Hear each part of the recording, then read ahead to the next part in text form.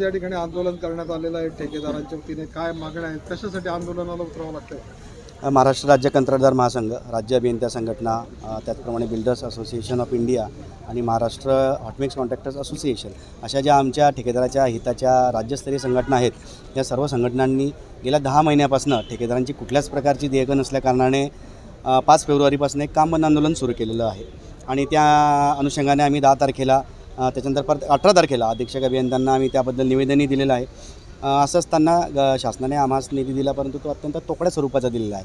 म्हणजे एकदम अत्यल्प प्रमाणात दिला आहे. तो 7 ते 8% हिशोबात तो निधी आला. त्याच्यामुळे ठेकेदारांमध्ये एक असंतोष पसरलेला आहे की 10 महिन्यांपासून गेल्या बँकांची देणी बाकी आहेत. वाहनांचे ज्या आम्ही आज मशिनरी याच्याकरता आणली की निविदेच्या अटी शर्तीमध्ये असल्या कारणामुळे आम्हाला करोडो रुपयाच्या मशिनरी घ्याव्या लागतात व त्या मशिनरीचे हप्ते आमचे रुकलेले आहेत.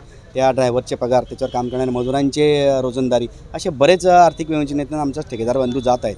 ही शासनाला कळवण्यासाठी आम्ही एक छोटेखानी आक्रोश मोर्चा आज आयोजलेला आहे. त्याचं कारण असं की 10वीच्या परीक्षा असल्या कारणाने, त्याचप्रमाणे नागरिकांना वाहतुकीची गैरसोय होऊ नये म्हणून आम्ही हा एक प्रतिकात्मक असा स्वरूपाचा छोटेखानी आक्रोश मोर्चा आज आयोजित केलेला आहे. किती देयक आहे तुमचे या ठिकाणी?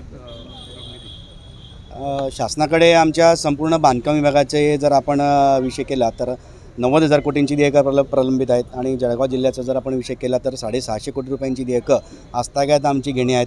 त्यापैकी फक्त 50 कोटी रुपये आम्हाला अदा करण्यात आलेले आहेत.